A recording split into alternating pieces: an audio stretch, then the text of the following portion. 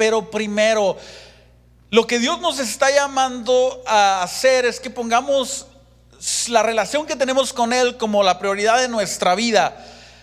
La prioridad que hay en nuestra vida debe de ser esa, el amar al Señor con todo nuestro corazón, el buscarlo con toda nuestra mente, el amarlo con toda nuestra alma, el vivir pegado a Él, agarrado de Él, caminando junto a Él. Que podamos nosotros voltear hacia el mundo y decirle, pero primero voy a caminar con Jesús. Que podamos voltear hacia nuestras preocupaciones y decirle, pero primero voy a confiar en Jesús. Que podamos decirle a nuestros deseos también, a nuestros planes, primero voy a confiar en Jesús. Si estamos viendo este pasaje en el que Jesús pareciera que les estaba llamando a algunos a que caminaran con Él, a que fueran sus discípulos, les estaba diciendo que podían seguirlo, y vemos las respuestas de ellos, de algunos de ellos. Ya miramos la respuesta de dos hombres,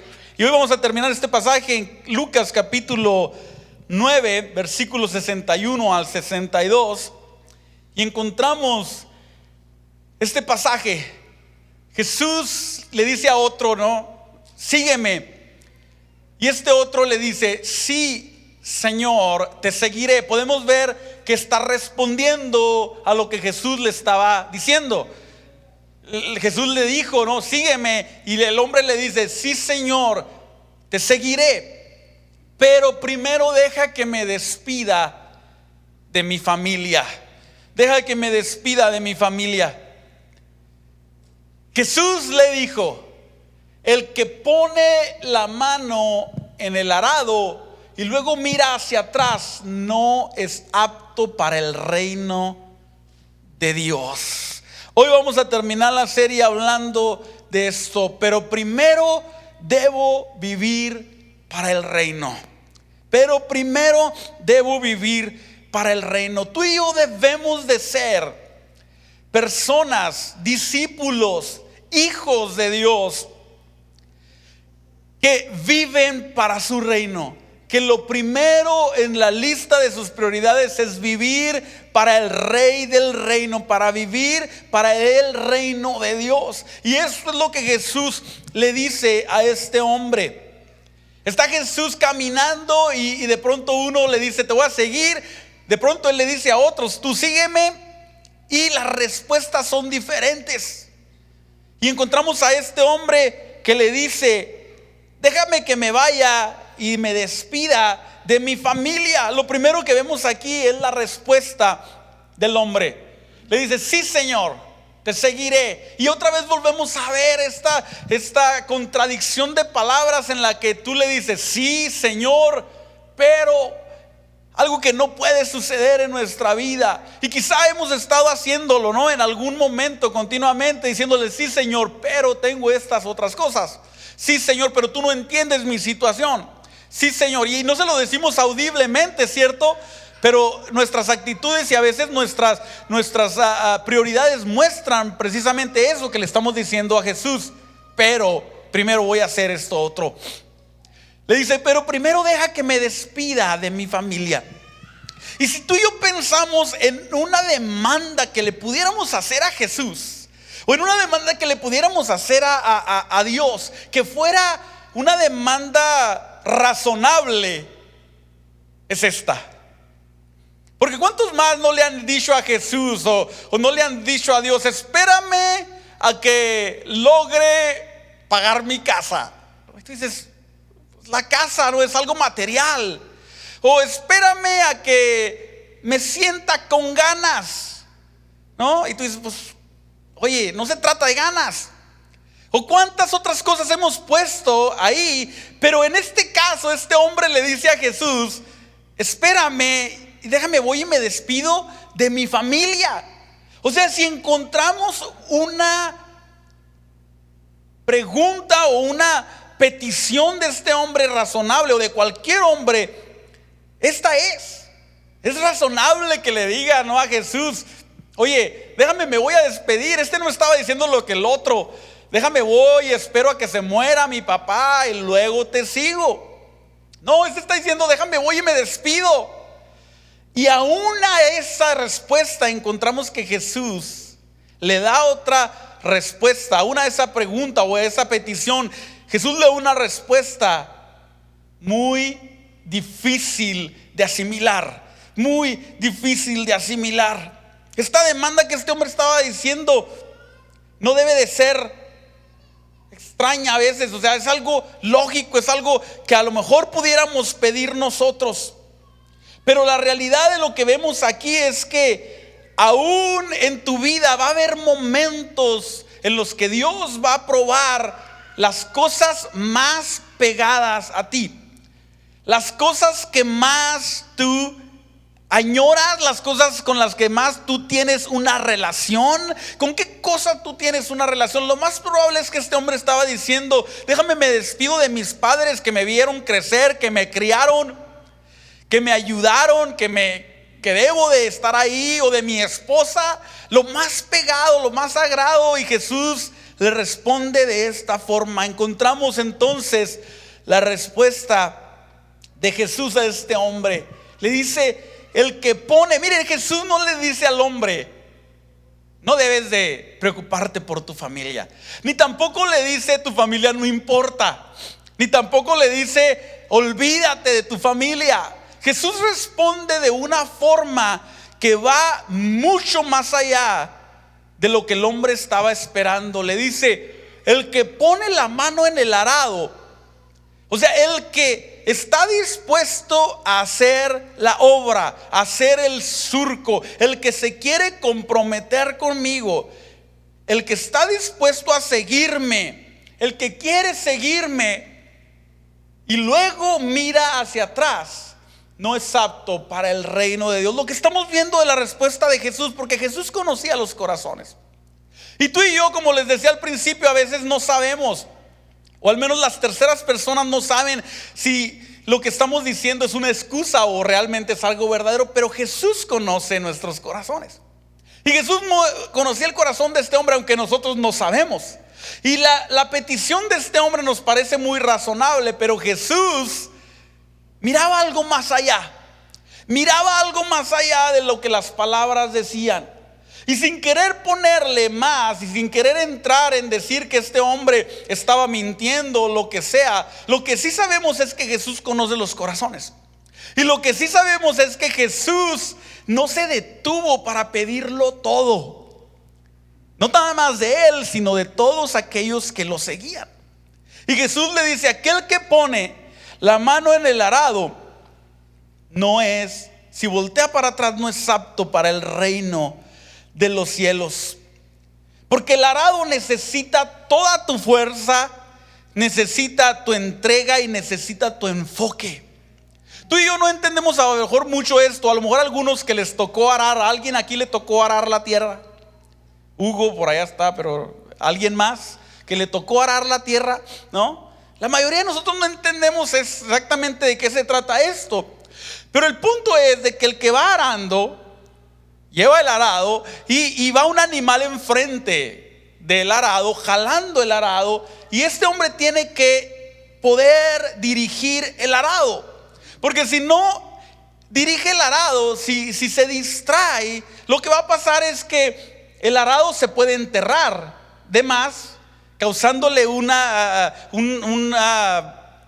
accidente tanto al animal como a él, y se puede quebrar. Y cuando estamos hablando de un arado en los tiempos de Jesús, o sea, no crees que estás hablando como ahorita que dices, voy a quebrar el pico porque andaba haciendo un hoyo y voy y me compro otro pico al Home Depot. Estás hablando de que el arado en los tiempos de Jesús era, yo creo que valía más que tu carro y que mi carro, porque tenía que ver con el sustento de toda una familia, tenía que ver con la forma en la que se iba a labrar la tierra para poder producir. Entonces no se podía correr el riesgo de poner a un novato, no se podía correr el riesgo de poner a un niño a agarrar el surco.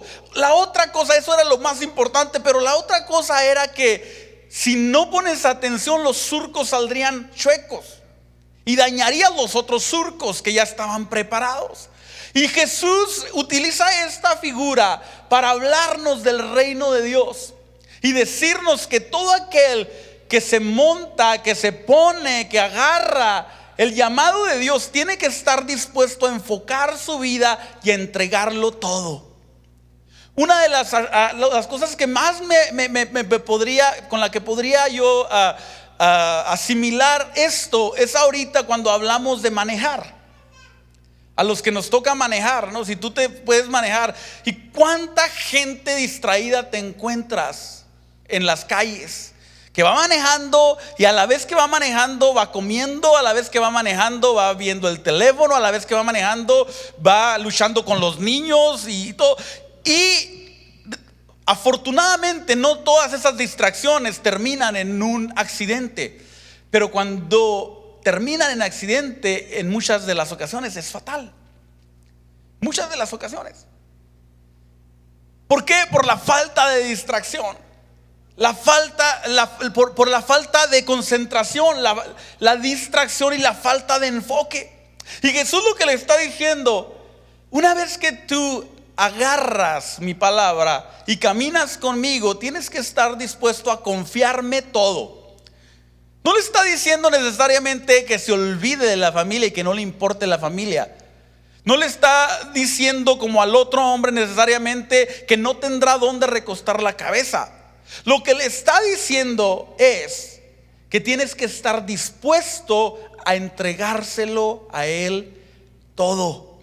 No puedes mirar hacia atrás, tienes que estar dispuesto a entregar todo. Y cuando hablamos de esta petición que este hombre le hacía a Jesús acerca de ir y despedirse de su familia, esto no es extraño en la palabra del Señor cuando Dios nos pide que aún lo que más queremos lo pongamos a un lado y le confiemos a Él con todas las cosas. Encontramos una historia en la palabra que pudiéramos decir que es la historia con la que todos nosotros a veces pudiéramos pensar en ella y se nos enchina el cuero, ¿no? La piel de pensar en esta situación y que pudiéramos en algún momento estar en esta historia. De hecho, al protagonista de esta historia se le llama el padre de la fe. Ya saben de quién me refiero, ¿no? Aquel al que el Señor le pidió todo, absolutamente, y se metió con su familia. Cuando hablamos de Dios y nuestra relación con Dios, tú no puedes decirle: Señor, te voy a seguir, pero no te metas con esto. No te metas con mi familia. No te metas con mi dinero. No te metas con mi tiempo. No te metas con mi voluntad. No te metas con mis amigos. No puedes hacer eso. Jesús lo que está diciendo es: tienes que estar dispuesto a entregarlo todo. Encontramos la historia de Abraham en Génesis capítulo 22 y vamos a verla rápidamente en un resumen. Encontramos a Abraham y dice esto: tiempo después Dios probó la fe de Abraham. Eso es lo que estaba haciendo Jesús con este hombre. Con aquel hombre que le estaba diciendo: no tengo dónde recostar mi cabeza, lo que estaba haciendo es probando su fe. ¿Estás dispuesto a caminar conmigo? Con aquel que le dijo: necesitas primero enterrar tus muertos, tu peso muerto, si me vas a seguir. Le estaba probando su fe. Con este hombre que le dice: si pones la mano en el arado y miras atrás, no estás listo. Estaba probando su fe. Lo que Dios hizo, ¿y saben qué? Que Dios va a probar también nuestra fe. Dios va a probar nuestra fe. Dice que Dios vino a Abraham y probó su fe. Abraham lo llamó Dios. Sí, respondió él: aquí estoy. Toma a tu hijo, le dice Dios, tu único hijo. Y luego Dios le recalca: sí, por si no entendiste, Isaac, a quien tanto amas. A quien tanto amas. ¿Hay alguna cosa que amas tanto? Por eso les digo, cuando piensas en esto, yo no sé qué haría yo si Dios se me pareciera y me dijera: entrégame a tu hijo, aquel que amas tanto, y vete a la tierra, le dice, a que tanto amas, y vete a la tierra de Moriah. Ahí lo sacrificarás como ofrenda quemada sobre uno de los montes, uno que yo te mostraré. A la mañana siguiente Abraham se levantó temprano, ensilló su burro y llevó con él a 2 de sus siervos, junto con su hijo Isaac. Después cortó la leña para el fuego de la ofrenda y salió hacia el lugar que Dios le había indicado. Dios viene, le dice a Abraham primero: te voy a dar todo lo que anhelas y lo que quieres. Te voy a hacer una gran nación, y de tu descendencia habrá multitudes de naciones, de generaciones, de familias. Tendrás aquello que has anhelado por tanto tiempo. Luego, cuando tiene Isaac, Dios viene y prueba su fe. A lo mejor alguna de las cosas que Dios te ha dado y que amas tanto, es ahí donde Dios va a probar tu fe. Y viene Dios con Abraham y encontramos, y a mí me vuela la mente pensar lo que pasó a Abraham, porque tú y yo leemos en 2 versículos lo que sucedió en el transcurso de aproximadamente 2 días. Viene Dios y le dice a Abraham: quiero que me entregues a tu hijo. Y Abraham así como que: ¿cuál hijo? Tu hijo, el que te di, Isaac. Y luego le dice: quiero que lo sacrifiques, que me lo entregues, que lo quemes. Y Abraham dice: wow, ¿qué va a pasar? Ok, está bien, responde Abraham. Pero en el transcurso de ese tiempo hay varias cosas. Imagínate, yo no sé si tú has recibido alguna de esas noticias o has esperado por una noticia. Cuando esperas por una noticia, parece que el tiempo se detiene, ¿sí o no? Y estás ahí, te pareciera que las horas se hacen días y los días se hacen meses, los meses se hacen semanas. Y ahí está Abraham, sabiendo que al siguiente día tiene que matar a su hijo y tiene que prepararse para eso. O sea, no es como que Dios no podría simplemente: si lo quieres, ven y mátalo aquí. Todavía me pides que yo te entregue el sacrificio, todavía me pides que yo prepare todas las cosas, todavía me pides que yo lo lleve a un monte. O sea, no puede ser aquí que lo mates, que le caiga un rayo y ya se termine esto. ¿Cuántos de nosotros hemos pensado a veces eso? Que ya se termine esto, como sea, como sea. Gente que a veces ha sufrido tanto tiempo en algo y dice: ya que se termine esto. Y Dios le dice: no, tienes que llevarlo y tienes que entregarlo. Tienes que llevarlo y lo vas a sacrificar a donde yo te mostraré. Tu único hijo lo sacrificarás. O sea, te va a doler, pero debes obedecer. A la mañana siguiente, o sea, después de que pasó el tiempo, una noche entera pensando: ¿de qué se trata? ¿Cuántos hemos estado en esa situación? ¿De qué se trata, Dios? ¿Qué te traes con esto? No le veo ningún sentido a lo que me estás pidiendo. Eso es lo que muy probablemente pensaron estos hombres a los que Jesús les dice: si tú me sigues, tienes que estar dispuesto a entregarme todo. ¿Qué es lo que diríamos nosotros? Lo primero que muchos diríamos: Señor, mi familia es lo más importante.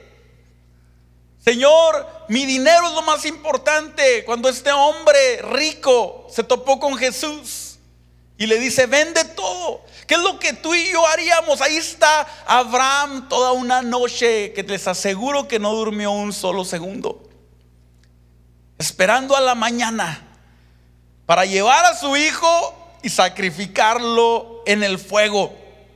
Luego dice que se levanta y cortó leña.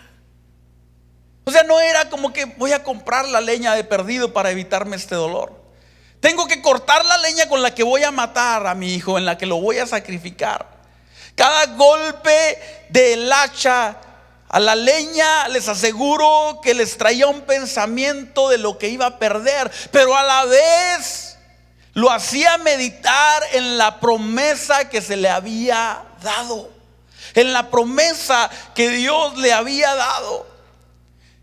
Y Abraham no se puso a argumentar con Dios. Por eso es el padre de la fe.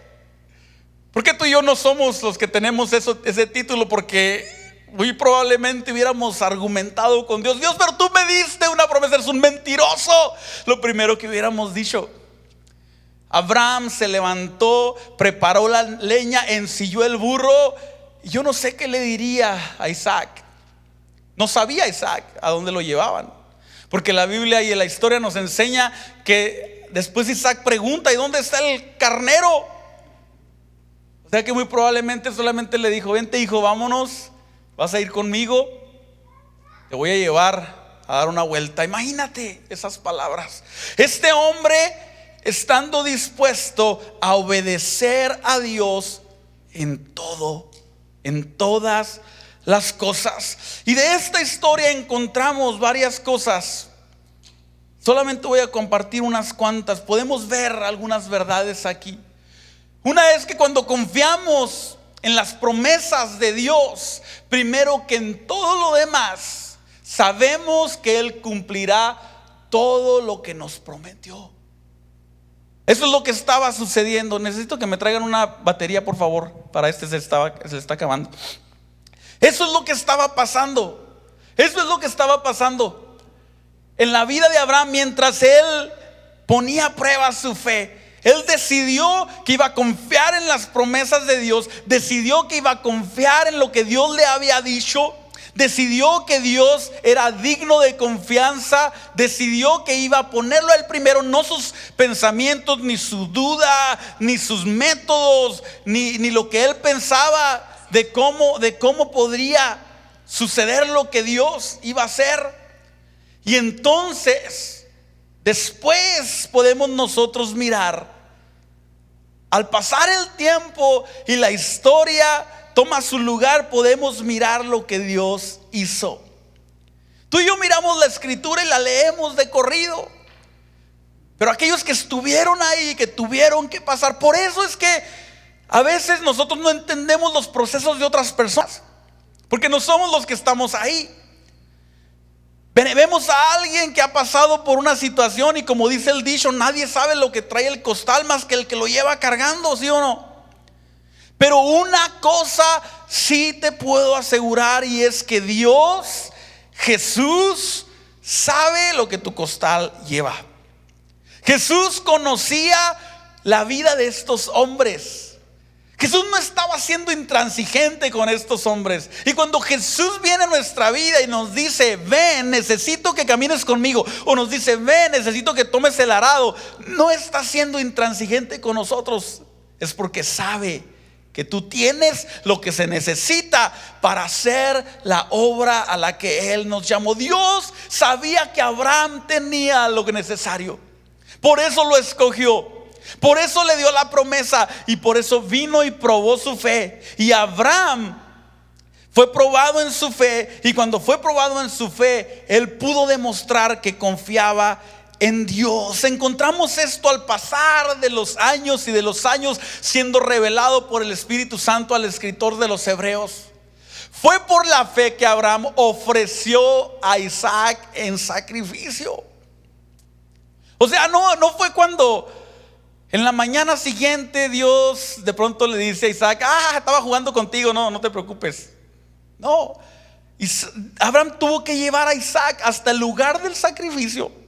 Lo puso en el altar del sacrificio, levantó el cuchillo para sacrificarlo, y en un sentido lo sacrificó. Y es lo que tú y yo tenemos que hacer con todo lo que tenemos. Tenemos que sacrificarlo en el altar de Dios. Por la fe fue que Abraham ofreció a Isaac en sacrificio cuando Dios lo puso a prueba. Abraham, quien había recibido las promesas de Dios, estuvo dispuesto a sacrificar a su único hijo Isaac.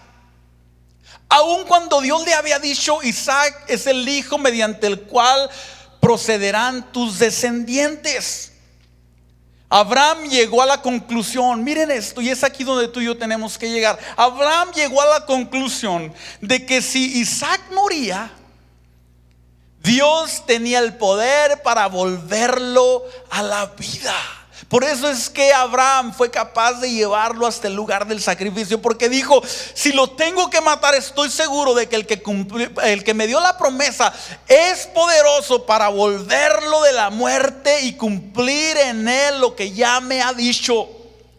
Y en cierto sentido Abraham recibió de vuelta a su hijo de entre los muertos. ¿Por qué dice esto? Porque en ese mismo sentido Abraham sacrificó realmente a su hijo Isaac. Y tú y yo tenemos que llegar a ese lugar. Tú y yo tenemos que llegar a ese momento. Tú y yo tenemos que llegar a ese lugar en el que podemos decirle al Señor: estoy dispuesto a todo. Voy a agarrar el arado y no volveré atrás. No voy a dejar que nada me distraiga. Voy a caminar contigo. No voy a dejar que nada tome tu lugar. Podemos ver entonces que cuando confiamos en las promesas de Dios, primero que nada y antes que todo, Él va a cumplir las promesas que nos ha dado. Él cumplirá las promesas que nos ha dado. ¿Qué cosas te ha prometido Dios? Hay dos tipos de promesas para ti y para mí.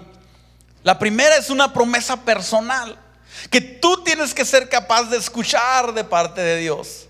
Son promesas que Dios te tiene que dar. A ti y a mí tenemos su espíritu y Él las tiene que hacer vivas en ti y en mí. Y yo no puedo saber, o otra persona, excepto que esté hablándote a través del espíritu de profecía, no puede saber exactamente qué promesas te va a dar el Señor, a ti específicamente.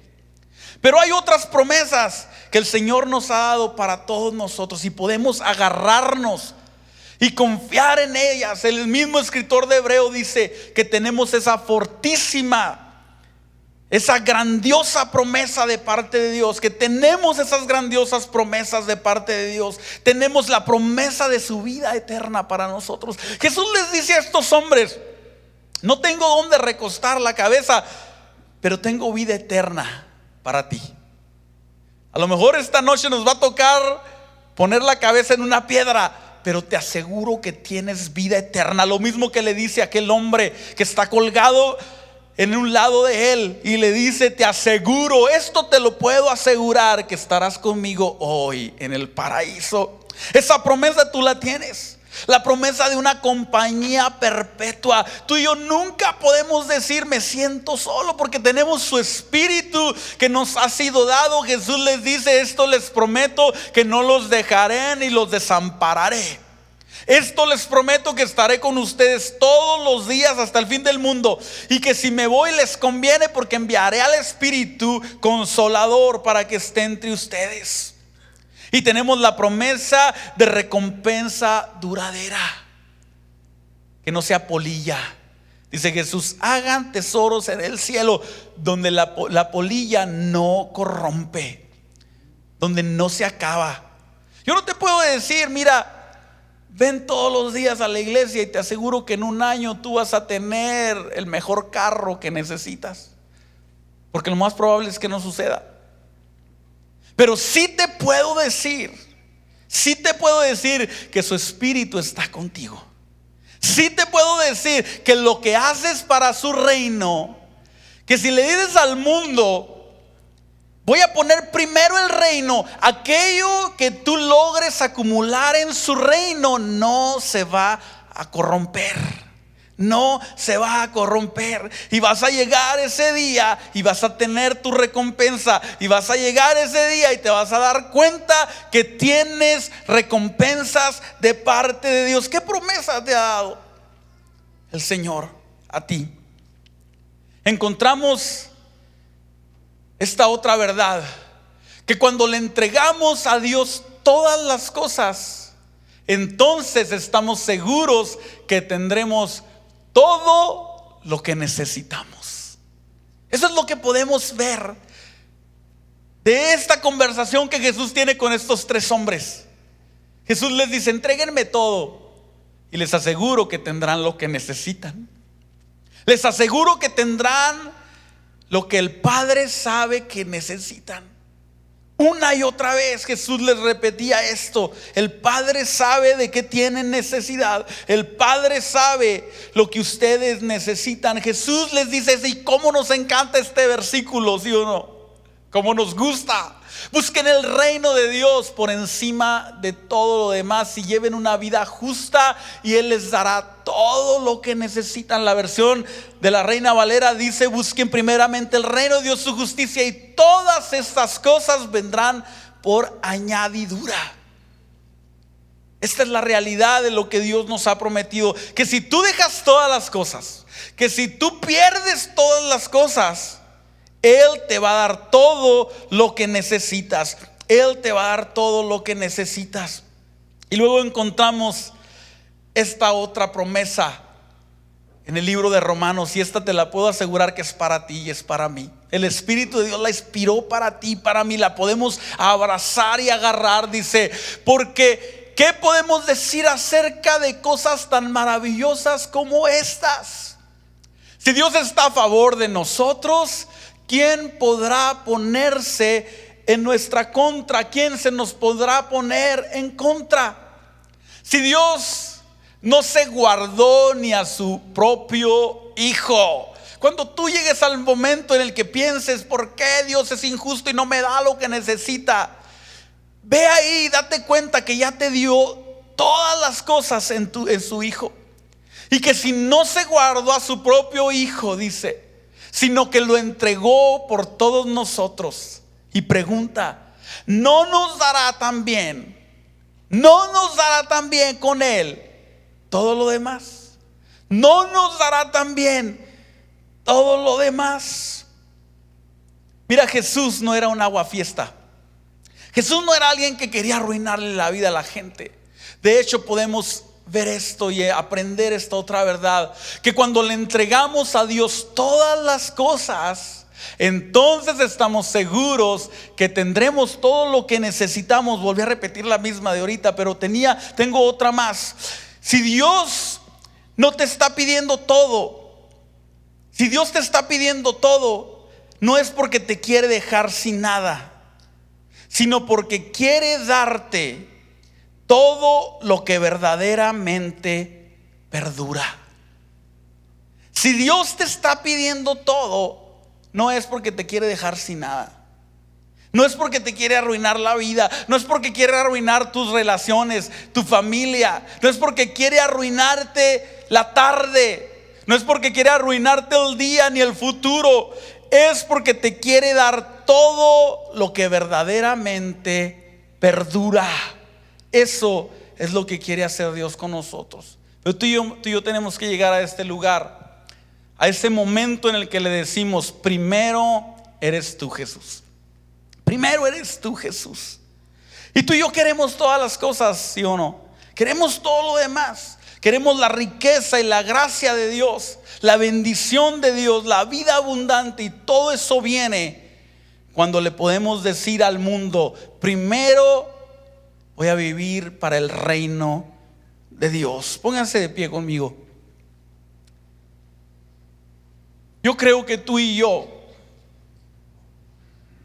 somos aptos para el reino de Dios. Estamos listos para el reino de Dios.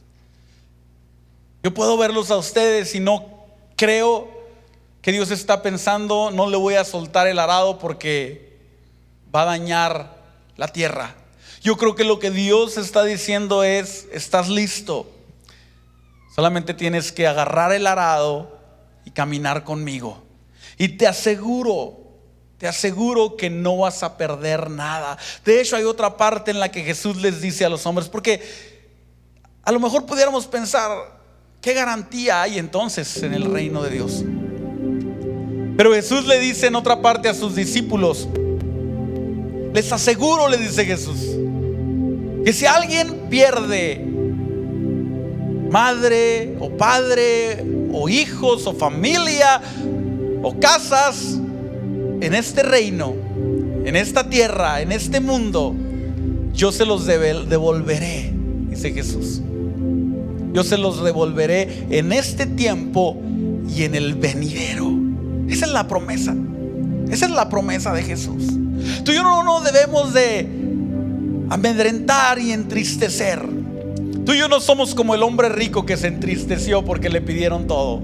Tú y yo somos de aquellos que miran al frente y podemos ver a Jesús a la cara, podemos ver a Jesús a los ojos y decirle, Señor Jesús, yo te voy a seguir. Aunque no tengas donde recostar la cabeza, aunque me cueste tener que dejar todo el peso muerto, y aunque tenga que probar en lo que más quiero, que estoy contigo y que te amo y que confío en ti. Sé que tú eres un Dios bueno. Y eso es en lo que tú y yo tenemos que confiar en este año. Que si Dios te está pidiendo es porque Él es un Dios bueno. Confía en Él. Confía en Él. ¿Dónde Dios quiere que empieces a confiar en Él en este año? ¿En qué área de tu vida necesitas confiar en Él? Y como Abraham, levantarte y preparar el holocausto y entregar a tu Isaac en un sacrificio. ¿Qué es? ¿Qué área de tu vida necesitamos entregarle y decir: aquí estoy, Señor, voy a caminar contigo? No es necesario dudarlo, no es necesario pensarlo. Estoy listo y estoy dispuesto. Estoy en tus manos, confío en ti, creo en ti, me agarro de ti, porque sé que tú eres un Dios bueno. Vamos a terminar orando al Señor juntos. Y si me gustaría que pasen otra vez al frente. Esta semana vamos a estar orando juntos. Pásenle aquí al frente, vamos a adorar al Señor, a buscar al Señor.